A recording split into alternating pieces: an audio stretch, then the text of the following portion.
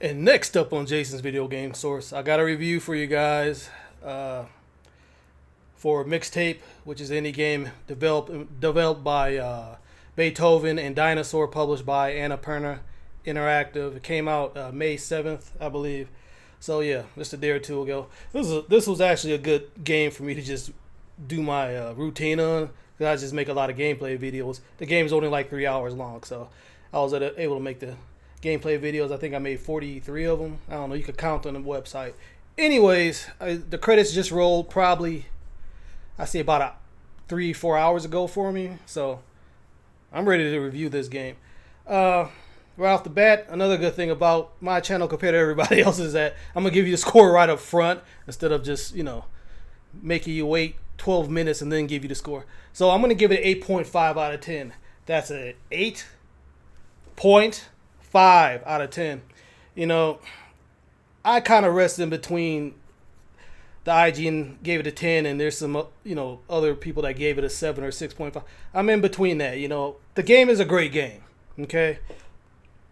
Mixtape is a great game. It has a lot of nostalgia. It takes place in the 90s, which in the protagonist, Stacy Rockford.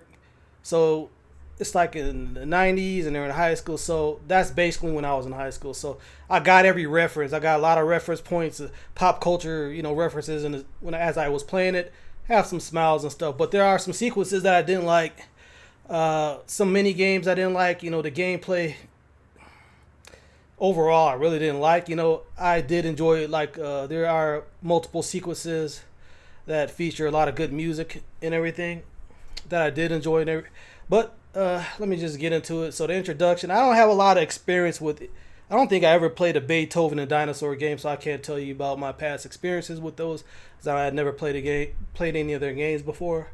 So I'm thinking this is the first game that I played by them. So basically, the presentation is that it's a pretty solid presentation. I mean, there weren't that many technical hitches. There were a few technical hitches and no serious bugs or glitches, nothing like that. I played this on Xbox Series X on Game Pass. The stop motion animation is stop motion animation. It's just gonna look stuttery as you play as Stacy Rockford, and the whole game, basically has that. I'm okay with the stop motion animation and everything. So the game, as far as the art style, I really do like it. So the presentation overall is really good, except for, I would say, the gameplay. Some of the mini games I did not like. I did not enjoy some of the gameplay sequences in the game at all, from a gameplay standpoint. But as far as the art and the ideas behind some of the visual cinematic sequences that you go through, and by the way, there will be some spoilers in this game, by the way. Spoilers in this review, by the way. So you've been warned. The whole game takes place over 30 chapters, over a vinyl record, and a lot of it has to do with. It takes place over a present day in the 1990s, one day, but you have all these flashback sequences with Stacy and her two best friends. What really is about the whole story really is about Stacy leaving for New York to become a music supervisor and moving with her sister, following her sister's footsteps in New York. And she's leaving behind her best friends, Van Slater and Cassandra Moreno, I think. Don't quote me on that. But it's the story is that of a John Hughes movie. It's that of Ferris Bueller's Day Off. It's that of The Breakfast Club. It's that of 16 Candles and Dazed and Confused. That's what the story really does remind me of in this game. In other words, it's about being a teenager in suburban America and growing up. That's basically what the story is. The good and the bad with it, I guess.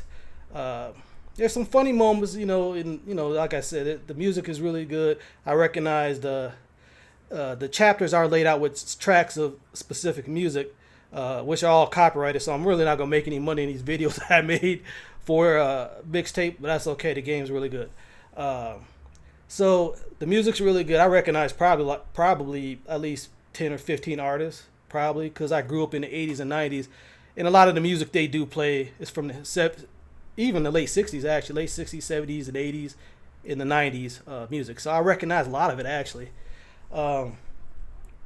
So what else we got here? So the story, I would say the writing's really good, as far as the storytelling with Stacey Rockford and Cassandra and Slater. Just their teenage angst, just how they talk to each other, just the dialogue between them was really good. Actually, I was pretty shocked by that. So it really did kind of put me weirdly back in the 1990s, and with them in their the way that some of the words that they use are contemporary. Though I caught a few of them that they did. There were words that kids in the teenagers in the 90s did never use. At least I never heard, but they were using in the game. So that's a little mistake there, but it's overall really good. The writing's really good. I enjoy the story sequences. The music's good. And I just love the fact that this is a short game. Like I said, it's probably 3 hours long, and I played it on Game Pass, or you can buy it. I forgot the price of it. It better not be no $59.99 game. I'll tell you that, because it is 3 hours. It's a very, very, very short game to me.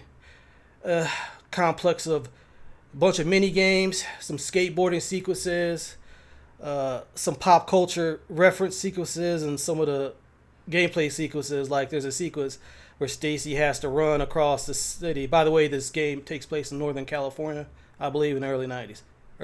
Northern California, early 90s. Anyways, yeah, there's a Ferris Bueller Day Off sequences where at the end of the movie, Ferris Bueller, he actually runs across the city, jumping through neighborhoods and avoiding dogs and stuff. There's a sequence just right out of that movie with Stacy and stuff. And there's a sequence where Van Slater's walking through it's not called Blockbuster, it's called Starlight or Stargazer or some video. He's walking through Blockbuster high and stoned and just knocking over. He's trying to pick movies around. It's just basic funny stuff, and the whole idea, this takes place over one day, and Stacy's about to leave her friends, and some are struggling more with others with it and stuff, the reality of it. And they're trying to create this party at the Ritz. It's like a little shitty cabin, and actually the gameplay footage is at the Ritz and behind me and whatever. So it's a great game. It's a very good game. I don't think this is an amazing game. I don't think it's, and sure in the hell is not a bad game. Okay, so yeah, I'm gonna give it an 8.5 out of 10 for Mixtape. I'm trying to see if there's anything else. I wrote down little notes here.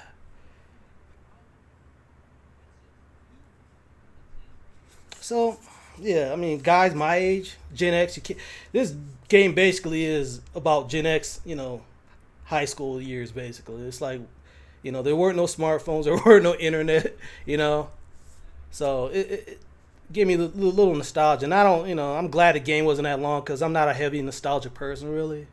So I'm kind of glad the game was pretty short.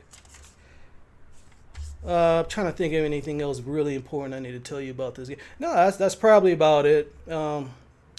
It's a great game. I mean, if it sounds like something you want to play or buy, do it. Just keep in mind it's a real short game, and there are a bunch of mini games. It's not one structure, okay, where you're just skateboarding a third person Tony Hawk style around the whole neighborhood and doing things and going to houses. It's not like that.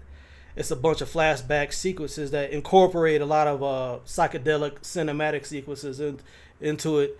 And it could be a top-down game. It could be, you carrying a couch, which I hated.